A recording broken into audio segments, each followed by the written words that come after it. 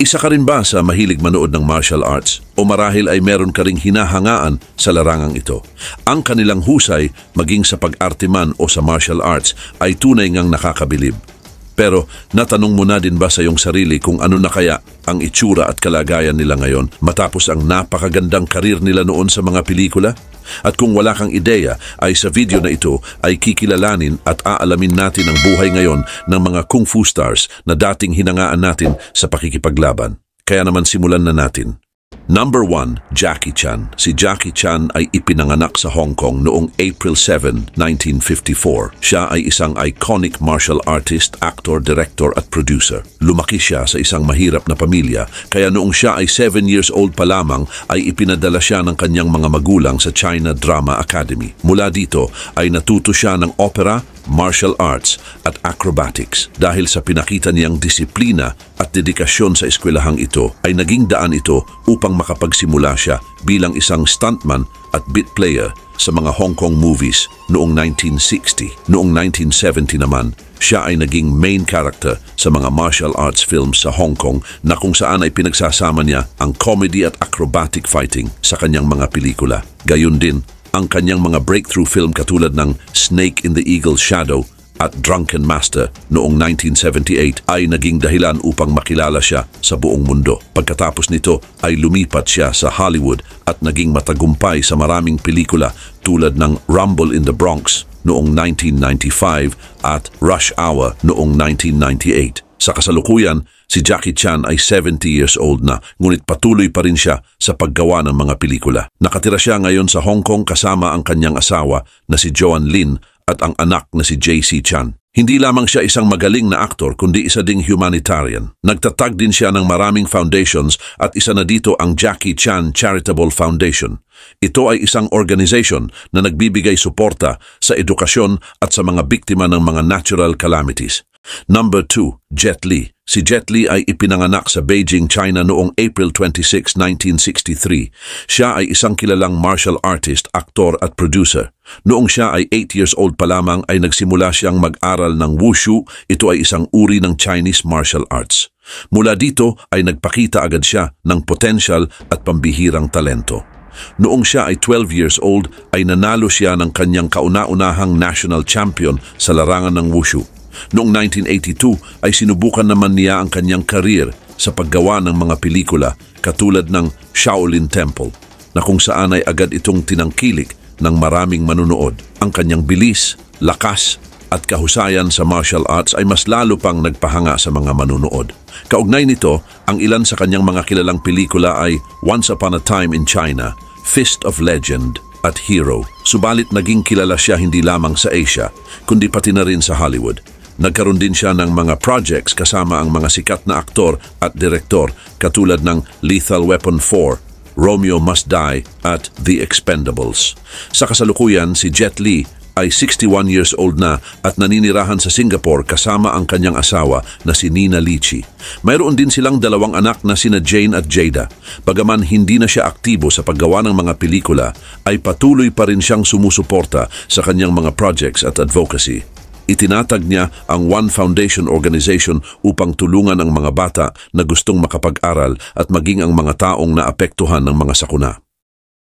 Number 3, Donnie Yen. Si Donnie Yen ay ipinanganak noong July 27, 1963 sa Guangzhou, Guangdong, China. Si Yen ay isang sikat na actor, martial artist at director. Lumaki siya sa Hong Kong ngunit lumipat din sa Boston, USA upang mag-aral ng martial arts tulad ng Taekwondo, Wushu at Tai Chi. Ang mga ito ay nagkaroon ng malaking impluensya sa kanyang karir sa larangan ng pelikula. Subalit noong 1982 ay bumalik siya sa Hong Kong upang ipagpatuloy ang kanyang pag-aaral at ang naging tagapagturo niya ay si Yuen Woo-ping na isang kilalang martial arts choreographer. Samantala, nakamit ni Yen ang kauna-unahan niyang tagumpay noong 1992 matapos siyang gumanap sa pelikulang Once Upon a Time in China II bilang kontrabida. Simula noon ay patuloy siyang umangat sa larangan ng pelikula at mas lalong nakilala sa kanyang mga movies tulad ng Iron Monkey, Hero at Ip Man series kung saan ay ginampanan niya ang role ng sikat na Wing Chun Grandmaster na si Ip Man. Sa kasalukuyan, si Yen ay 60 years old na ngunit aktibo pa rin sa paggawa ng mga pelikula. Kamakailan nga lamang ay marami siyang mga natapos na projects at isa sa kanyang mga pinakahuling proyekto ay ang John Wick Chapter 4 noong 2023 kung saan gumanap siya bilang main character. Dagdag pa rito, aktibo rin siya sa pagtataguyod ng mga projects upang makatulong sa pag-aaral at kalusugan ng mga bata. Si Yen ay masayang nabubuhay sa Hong Kong kasama ang kanyang asawa na si Cici Wang na isang model at producer at ang dalawa nilang anak na sina Jasmine at James. Number 4. Michelle Yeoh. Si Michelle Yeoh ay ipinanganak noong August 6, 1962 sa Ipoh, Malaysia. Siya ay isang kilalang actress sa international stage. Una siyang nakilala bilang isang beauty queen nang manalo siya sa Miss Malaysia World noong 1983. Ngunit mas lalo pa siyang sumikat bilang isang action star sa Hong Kong cinema noong late 1980s at early 1990s. Ang kanyang mga pelikula tulad ng Yes, Madam at Police Story 3 Super Cop kasama si Jackie Chan ay nagpakita ng kanyang husay sa martial arts at action stunts. Subalit, mas lalo pa siyang nakilala matapos naman siyang gumanap sa pelikulang Crouching Tiger, Hidden Dragon noong 2000 kung saan pinakita niya na hindi lamang siya mahusay sa mga action scenes kundi pati na rin sa mga emotional scenes. Sa ngayon ay 61 years old na siya, subalit patuloy pa rin siyang napapanood sa mga pelikula. Kamakailan nga lang ay nakasali siya sa isang project na Crazy Rich Asians kung saan ay ginampanan niya ang role ni Eleanor Yang. Masaya rin siyang naninirahan sa Hong Kong kasama ang kanyang asawa na si Jean Todd. Hindi sila nagkaroon ng anak, ngunit meron naman siyang mga pamangkin na super close sa kanya. Bukod dito, siya ay isa ring active member ng Save China's Tigers. Ito ay isang non-profit organization na naglalayong protektahan ang endangered South China tiger. Number 5. Gordon Liu. Si Gordon Liu ay ipinanganak noong August 22, 1955 bilang si Sin Kam Hei sa Guangdong, China. Siya ay isang kilalang martial artist at aktor sa mga pelikula. Lumaki siya sa Hong Kong, ngunit bata pa lamang siya ay naging interesado na agad siya sa martial arts na kung saan ay nag-aral siya ng iba't ibang style ng kung fu tulad ng Hung Gar. Nagsimula ang kanyang career sa pelikula noong 1970. Nakilala siya sa mga classic kung fu films tulad ng The 36th Chamber of Shaolin noong 1978 kung saan gumanap siya bilang Shaolin monk na si Sante. Ang pelikulang ito ay isa sa mga naging most influencing martial arts films. Subalit, noong 2011 ay nagkaroon siya ng malubhang stroke kaya siya na-paralyzed. At sa kasalukuyan, si Gordon Liu ay 68 years old na ngunit patuloy pa ring nire-respeto bilang isang mahusay na member ng martial arts community. Si Liu ay naninirahan sa Hong Kong kung saan siya nagpapagaling. Ang kanyang pamilya at malalapit na kaibigan ay nagbibigay ng suporta sa kanya at regular din siyang sumasailalim sa mga therapy upang mapanatili at mapabuti ang kanyang kalusugan. Number 6. Bolo Yeung. Si Bolo Yeung ay ipinanganak noong July 3, 1946 sa Guangzhou, China. Siya ay kilala dahil sa kanyang mga iconic role bilang isang kontrabida sa mga martial arts movies. Simula noong siya ay nasa murang edad pa lamang ay nagsimula na siyang mag-aral ng martial arts at mabilis din siyang nakilala dahil sa kanyang kakaibang lakas at husay sa pakikipaglaban. Kaya noong 1967, lumipat siya sa Hong Kong at dito nagsimulang magtrabaho bilang isang bodybuilder at martial artist. Gayon din siya ay kinilala bilang Mr. Hong Kong sa loob ng 10 taon mula 1970 hanggang 1980. Nakilala si Bolo Yeung sa kanyang role bilang kontrabida sa mga pelikula katulad ng Enter the Dragon noong 1973 na kung saan ay nakasama niya dito si Bruce Lee at ang Bloodsport noong 1988 at kasama din niya dito si Jean-Claude Van Damme. Sa pelikulang Enter the Dragon, gumanap siya bilang si Bolo na isang matapang na mandirigma mula sa isla ng isang kriminal na si Han. Sa pelikulang Bloodsport ay ginampanan naman niya ang role bilang si Chong Li na kung saan ay siya ang pangunahing kalaban sa underground fighting tournament. Dahil sa kanyang mga ginampanang role ay naging isa siya sa mga kilalang personality sa martial arts cinema sa buong mundo.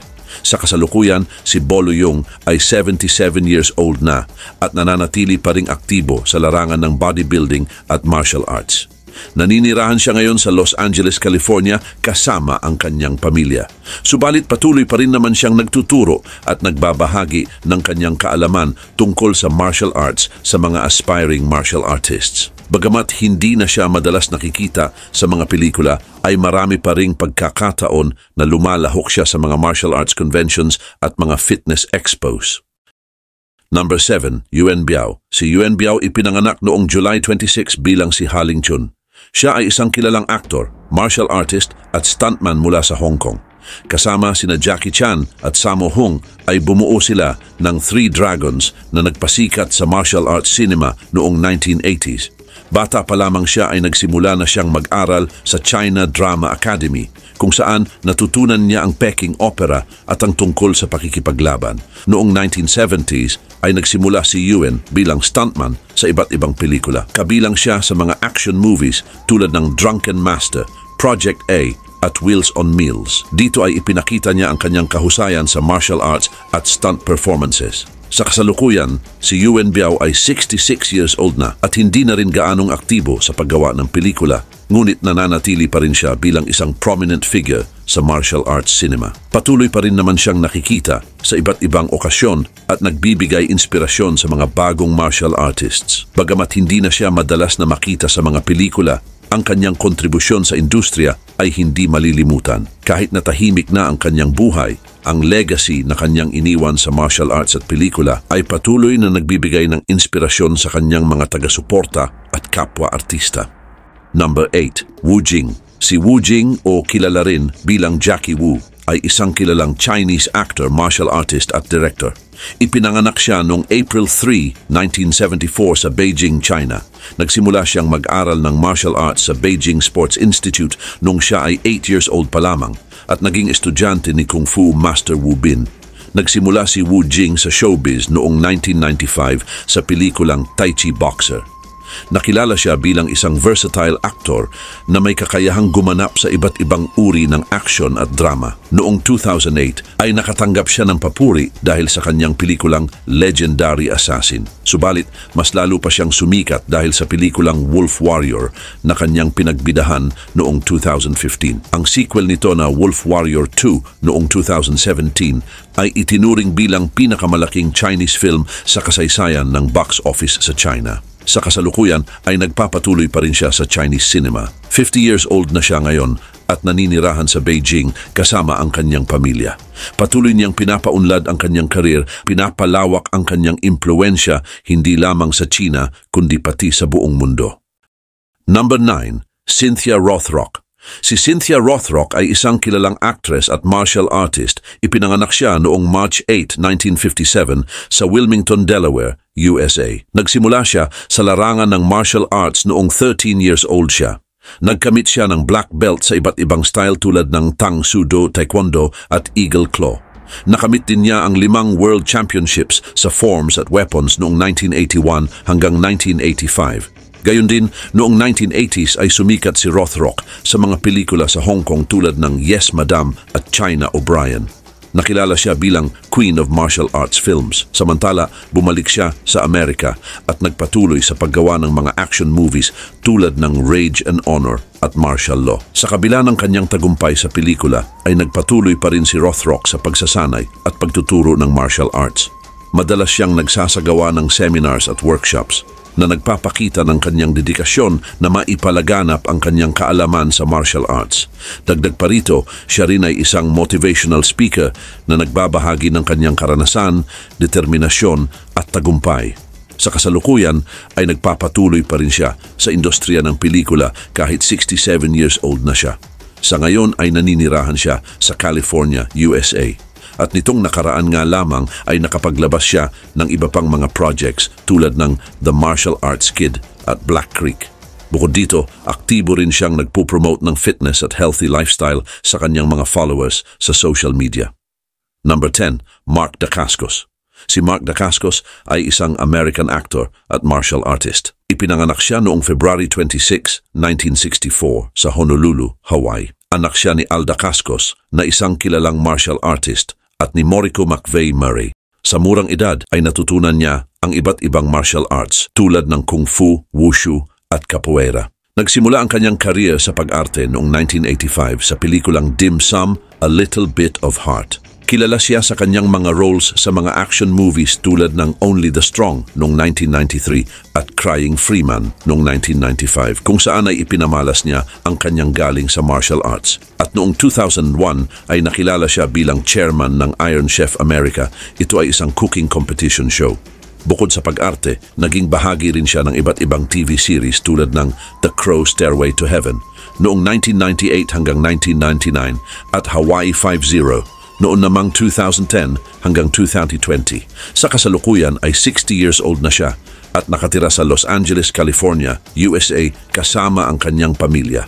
Masaya si Mark sa kanyang nabuhay at sa kanyang career. Kasal siya kay Julie Condra, isang actress na nakilala niya sa set ng Crying Freeman. Mayroon silang 3 anak na sina Makoa, Capono at Noelani. Sa katunayan, aktibo pa rin si Mark sa industriya ng pelikula at patuloy siyang nagpapamalas ng kanyang galing sa martial arts at pag-arte. Bukod dito, active rin siya sa social media kung saan ibinabahagi niya ang kanyang mga projects at personal na buhay sa kanyang mga followers. Number 11, Stephen Chow. Si Stephen Chow ay ipinanganak noong June 22, 1962 sa Hong Kong. Siya ay isang kilalang Hong Kong actor, director at producer. Nakilala siya sa kanyang style sa comedy at sa pagiging creative niya bilang direktor ng mga pelikula. Nagsimula ang kanyang career sa entertainment industry noong 1980s bilang host sa children's program na 4:30 Space Shuttle. Di nagtagal ay pumasok siya sa pelikula at naging sikat sa kanyang pagganap sa mga comedy movies tulad ng All for the Winner noong 1990 at Fight Back to School noong 1991. Kaugnay nito, noong 2001 ay nakamit ni Chow ang mas malaking tagumpay bilang director at lead actor sa pelikulang Shaolin Soccer. Isa itong combination ng comedy at martial arts.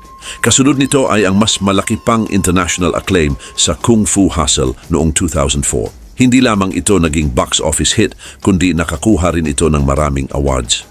Bukod sa kanyang career sa pelikula, si Stephen Chow ay naging aktibo rin bilang producer at screenwriter. Sa mga nakaraang taon, patuloy niyang pinatunayan ang kanyang galing sa industriya sa pamamagitan ng kanyang mga projects tulad ng The Mermaid noong 2016 at The New King of Comedy noong 2019. Hanggang sa kasalukuyan ay itinuturing si Stephen Chow bilang isang prominent figure sa industriya ng pelikula. Subalit, ngayong 61 years old na siya, ay mas nakatuon na siya sa kanyang role bilang director, producer at screenwriter. Masaya siyang nabubuhay sa Hong Kong kung saan siya ipinanganak. Number 12, Cheng Pei-Pei. Si Cheng Pei-Pei ay ipinanganak noong December 4, 1946 sa Shanghai, China. Nagsimula ang kanyang career sa pelikula noong siya ay lumipat sa Hong Kong noong 1962 at nag-aral sa Shaw Brothers Studios Southern Drama Group. Mula dito ay natutunan niya ang iba't ibang uri ng sayaw at martial arts at ito naging daan upang makilala siya bilang actress sa mga action at martial arts films. Samantala, ang kanyang pagganap sa pelikula tulad ng Come Drink With Me noong 1966 ay nagpatibay sa kanyang reputasyon bilang Queen of Swords ng Hong Kong cinema. Ang kanyang husay at kakayahan sa martial arts ay nagbigay daan upang ituring siya bilang isa sa mga iconic actress sa martial arts genre noong 1960 hanggang 1970. Bukod pa dito, ang kanyang mga pelikula tulad ng Golden Swallow at The Lady Hermit ay nagpatunay din ng kanyang husay sa pagganap at siya din ay nagbibigay inspirasyon sa maraming young actress sa larangan ng martial arts. Sa kasalukuyan, si Cheng Pei-Pei ay 77 years old na at nakatira sa Hong Kong. Siya ay may 4 na anak na sina Harry Yuan, Jennifer, Marcia at Eugenia. Bagaman hindi na siya aktibo tulad ng dati ay paminsan-minsan pa rin siyang lumalabas sa mga pelikula at sa mga TV series. Madalas din siyang uma-attend sa mga events at film festivals kung saan siya ay kinikilala bilang isa sa mga pioneers ng martial arts cinema. Siya din ay aktibong sumusuporta sa mga advocate para sa mga kababaihan at mga bata at tumutulong din siya sa iba't ibang charitable organizations sa Hong Kong at China. Number 13, Hiroyuki Sanada. Si Hiroyuki Sanada ay isang kilalang aktor mula sa Japan. Ipinanganak siya noong October 12, 1960 sa Tokyo. Noong siya ay bata pa lamang ay nagsimula na agad siya sa showbiz bilang isang child actor sa Toei Company na isang malaking film studio sa Japan. Kumuha din siya ng formal training sa martial arts na siyang naging daan upang mapabilang siya sa maraming action films at historical dramas sa Japan tulad na lamang ng The Twilight Samurai noong 2002.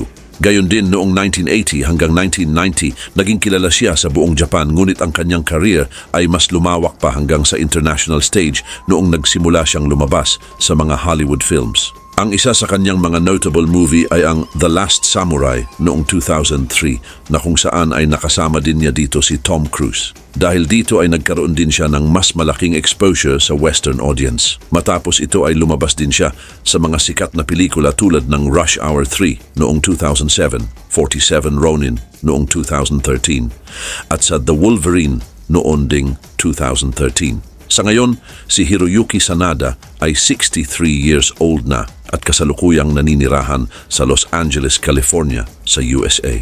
Ngunit nananatili pa rin siyang aktibo sa paggawa ng mga pelikula at mga TV series sa Hollywood at sa Japan.